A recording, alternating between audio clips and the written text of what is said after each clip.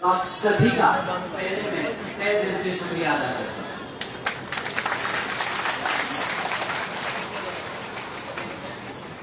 साथियों, सबसे पहले मैं अपने सभी संतों, गुरुओं और महापुरुषों को, जिसमें खासकर महात्मा ज्योतिबा फुले, छत्रपति शाहू जी महाराज, नारायण गुरु, पेरियार रामास्वामी जी, बरसा मुंडा जी, बाबा साहब डॉक्टर भीमराव अम्बेडकर जी एवं माननीय साहब श्री काशीराम जी को नमन करता हूँ।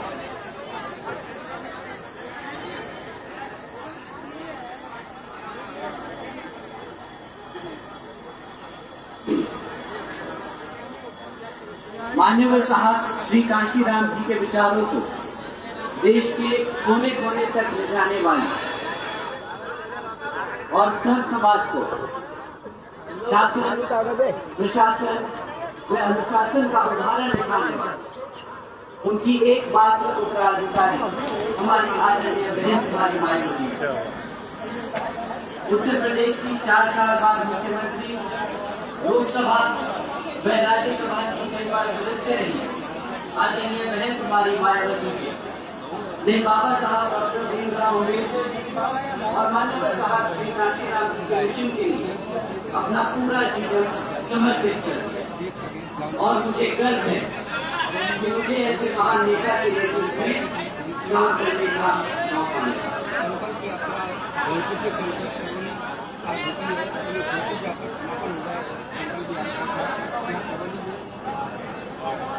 सभी साथी शांति बनाए रखें, शांत रहेंगे। मैं अभी भी देख रहा हूँ काफी माताएं आ रही है। आप सबसे रिक्वेस्ट है कि आप सब जहाँ पे हैं वहीं बैठ जाए।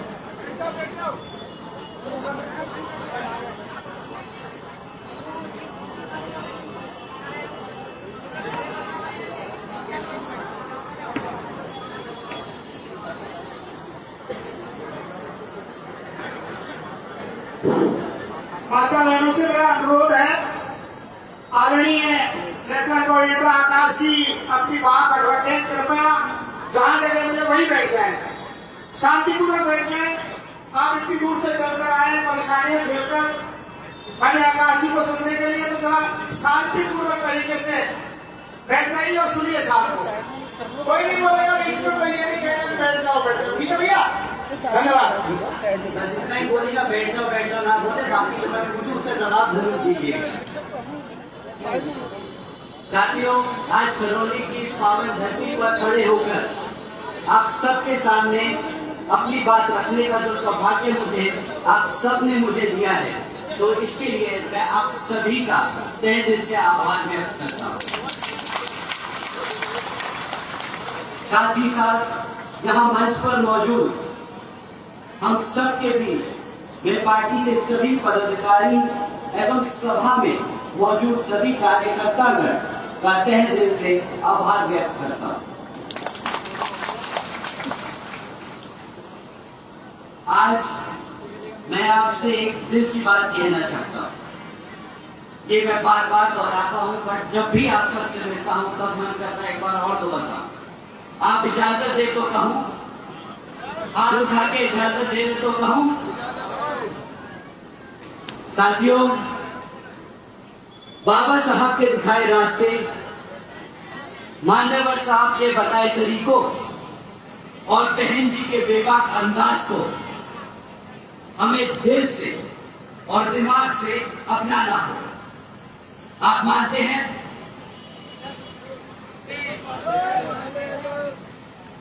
मैं पूछता हूं, क्यों घबराते हो तुम? मैं पूछता हूं, क्यों डरते हो तुम? अरे जब तुम्हारे सिर पे उस शेरनी का हाथ है तो क्यों कमजोर महसूस करते हो?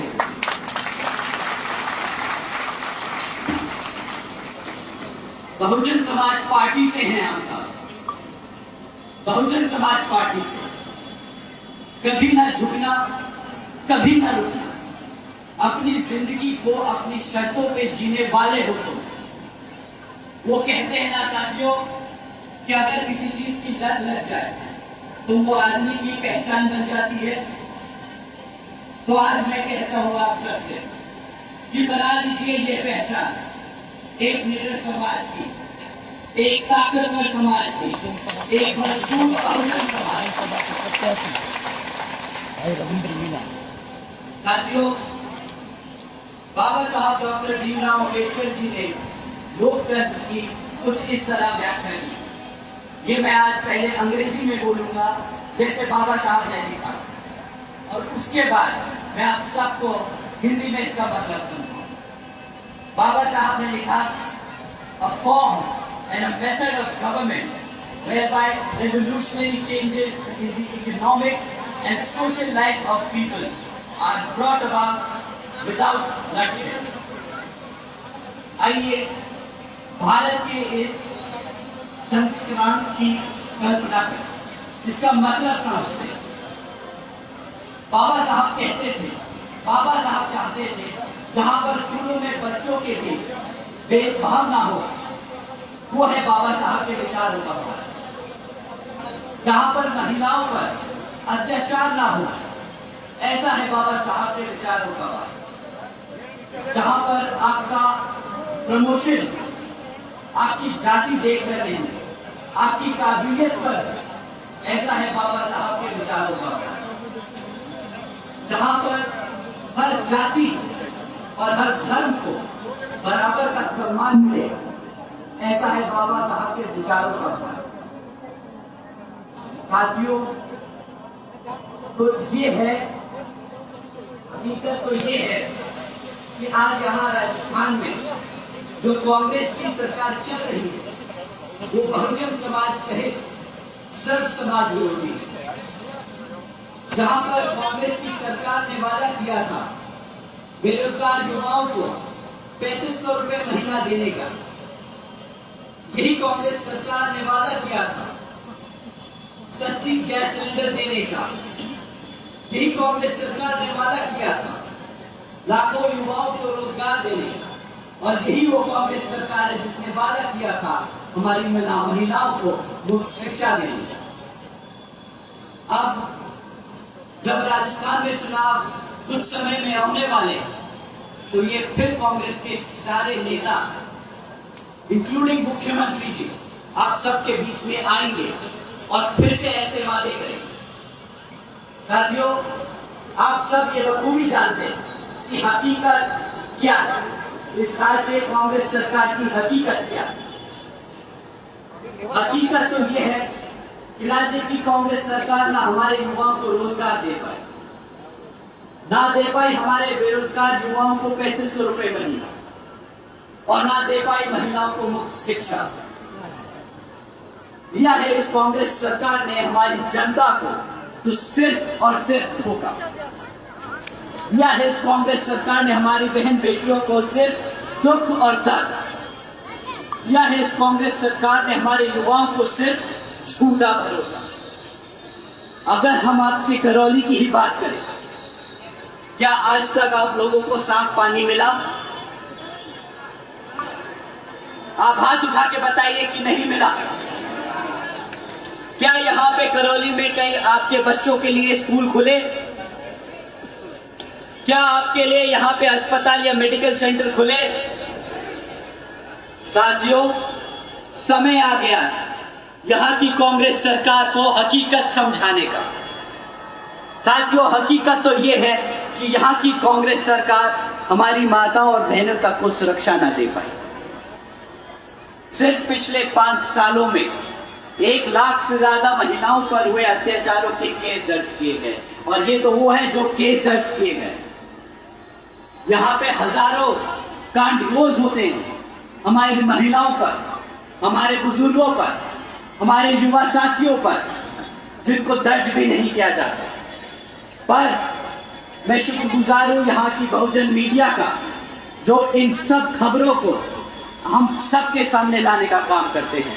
एक बार, बस एक बार हमारी बहुजन मीडिया के लिए जोरदार तालियां हो जाए तो ये खबरें सामने लाती। साथियों, चाहे वो एक महिला का गैंग रेप और मर्डर करने का केस हो, चाहे वो एक महिला शिक्षक को जिंदा जलाने का केस हो, चाहे वो एक छोटी सी 9 साल की बच्ची का बलात्कार कर गला घोटकर उसकी हत्या करने का केस हो। ऐसे लाखों केस जो रोज हमारे को सामने आते हैं। साथियों, जो सरकार अपनी बहन बेटियों को सुरक्षा न दे पाए, उस सरकार के मुख्यमंत्री को गद्दी पर बैठने का कोई हक नहीं। तो मुख्यमंत्री जी, जो झूठ और धोखा आपने यहाँ की गरीब और बहुजन समाज की जनता को दिया है, यह ना हम भूले हैं और ना हम भूलने देंगे साथियों।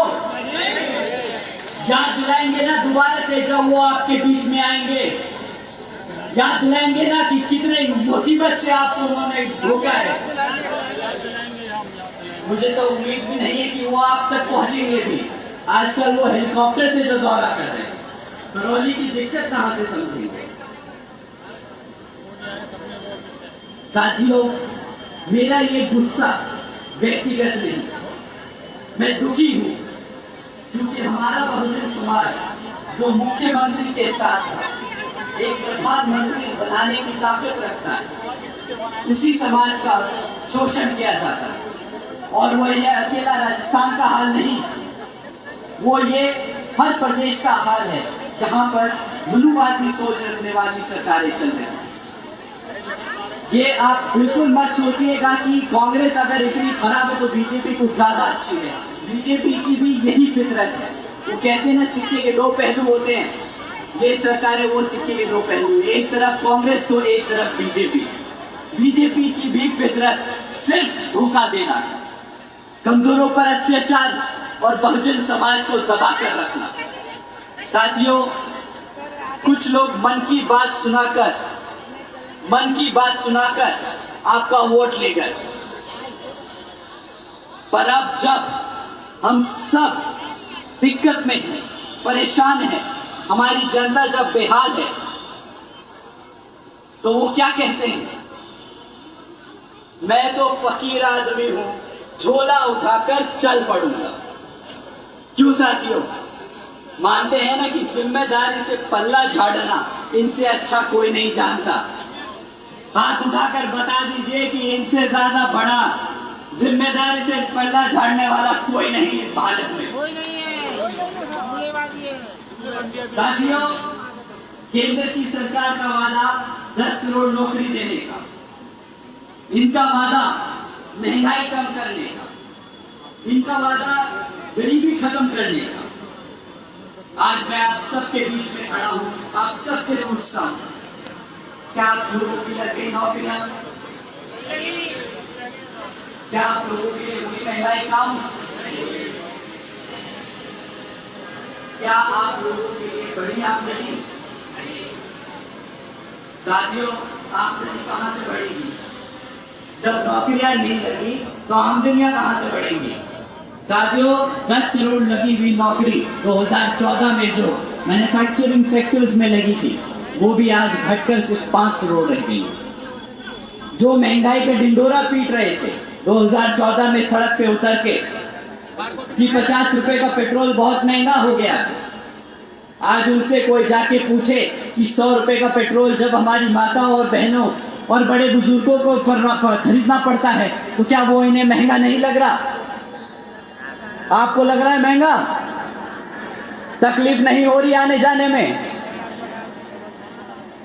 साथियों, दूसरी तरफ जो ये लोग बोलते थे कि हम गरीबी खत्म करेंगे, नोटबंदी जैसे काम कर उन्होंने शायद गरीब को ही खत्म कर दिया है और आज ढिंडोरा पीटते हैं कि भारत में गरीबी कम हो गई। हकीकत तो ये है, जो 2014 में 2 करोड़ 70 लाख लोग गरीबी रेखा से नीचे थे, आज उनकी संख्या बढ़कर 13 करोड़ से ज्यादा हो चुकी है। तो मैं पूछता हूं, क्या यही अच्छे दिनों का वादा किया था इन लोगों ने आपसे?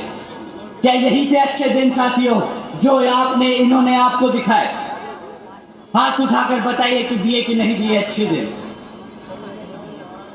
आज हम भाजपा, कांग्रेस और खास करके राजस्थान के मुख्यमंत्री जी को मन की बात नहीं, आज एक काम की बात समझाते हैं कि एक लीडर होता कैसा, एक मुख्यमंत्री होना कैसा चाहिए और एक प्रधानमंत्री को व्यवहार कैसे करना चाहिए, अपनी जनता और आवाम को कैसे संभाल कर रखना चाहिए। साथियों, बहन जी की 4 बार उत्तर प्रदेश में सरकार रही। उन्होंने कानून व्यवस्था के साथ साथ राज्य की सामाजिक व्यवस्था के लिए भी अनेकों कार्य किए। आप जानते हैं, बहन जी ने देश में पहली बार सरकारी कॉलेजेस में, स्टूडेंट हॉस्टल्स में अन्य पिछड़े वर्गों के छात्रों के लिए 27% आरक्षण की व्यवस्था की। कौन सी सरकार है जो आज आके बोल सकती है कि उन्होंने पिछड़े वर्ग के लिए, उनके भविष्य के लिए कुछ काम किया। बहन जी ने हमारी सभी संतों, गुरुओं, महापुरुषों के सम्मान में कई जिले, कई कॉलेजेस, कई यूनिवर्सिटीज के नाम रखे, ताकि आने वाला भविष्य हमारे समाज के गुरुओं, महापुरुषों को भूले ना। उन्होंने गौतम बुद्ध यूनिवर्सिटी बनाई, अंबेडकर यूनिवर्सिटी बनाई, छत्रपति शाहू जी महाराज यूनिवर्सिटी बनाई, महात्मा ज्योतिबा फूले नगर का नाम दिया, महामाया नगर रखा, संत कबीर नगर एवं गौतम बुद्ध नगर रखा।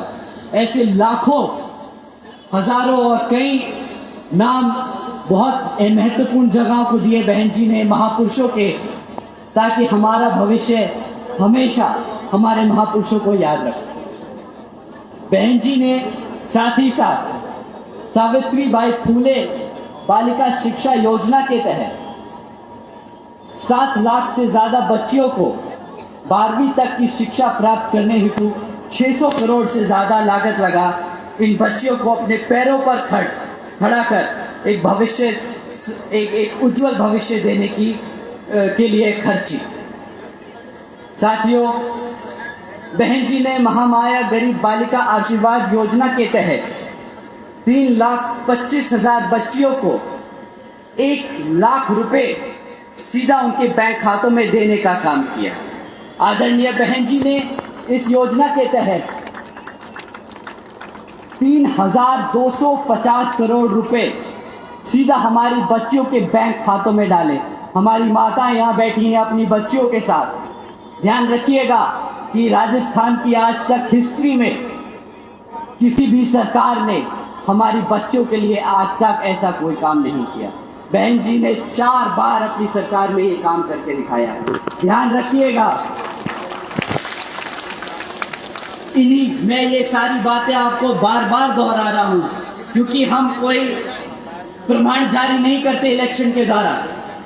हमारे यहाँ कोई इलेक्शन का वो नहीं निकलता मैनिफेस्टो। बहन जी ने 4 बार सरकार चलाई और 4 बार ये काम करके दिखाया। यही है बहन जी का मैनिफेस्टो। भारतीय जनता पार्टी ने दूसरी तरफ क्या कहा इलेक्शन से पहले, कि हम 20 लाख रुपए हर नागरिक के खाते में डालेंगे जो ब्लैक मनी बाहर गया।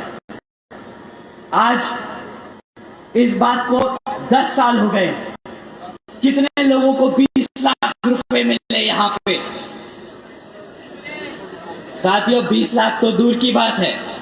आज वो अगर हिम्मत है तो उतर के समाज के बीच में खड़े होके वादा ठोक के बोले कि हमने आज तक इस जनता के लिए कुछ किया है, तो कॉन्क्रीट कोई जवाब, कोई कॉन्क्रीट एक्शंस लिए हैं तो बता दें।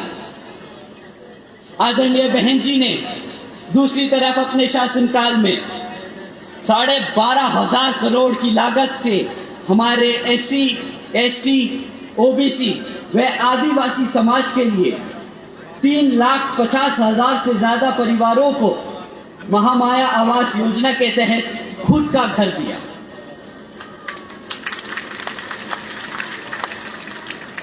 आदरणीय बहन जी ने अपने शासनकाल में 2,60,000 भूमिहीन परिवारों को 1,35,000 एकड़ से ज्यादा का जमीन का मालिकाना हक दिलाया।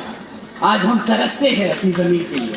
बहन जी के शासनकाल में सबको उनका खुद का जमीन का पट्टा मिला। साथ ही साथ आदरणीय बहन कुमारी मायावती जी ने अपने शासनकाल में 1 लाख से ज्यादा अधिक सफाई कर्मचारियों को भर्ती किया, 2 लाख से ज्यादा जवानों को पुलिस फोर्स में भर्ती किया और 90,000 से ज्यादा शिक्षकों को सरकारी नौकरी दी। हम सीना ठोक के बोल सकते हैं बसपा वाले कि हम रोजगार देने वाले हैं, हमें आता है। हम 6 महीने पहले आप सबके बीच में आके ये नहीं बोलते कि हम आपको इतनी लाख नौकरियां देंगे, इतने हजार फ्री के गैस सिलेंडर देंगे। हम करते हैं और करके दिखाते हैं अपनी जनता, अपनी आवाम, अपने समाज के लिए।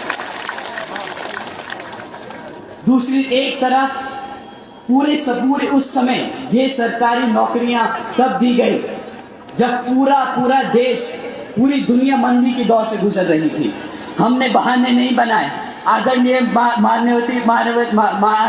बहन कुमारी मायावती जी ने बहाने नहीं दिए मंच पे खड़े होके प्रेस को कि मंदी से गुजर रहे हैं। उन्होंने सीधा एक्शन लिया, सारे ब्यूरोक्रेट्स को लाइन से खड़ा किया और सबको बोला कि ये खाली पोस्ट हैं, सबको, हमारे समाज को सबको नौकरी दी जाए। एक को लाइन में लगाकर नौकरी दी। माननीय बहन जी ने SC, ST, OBC एवं अन्य पिछड़े वर्ग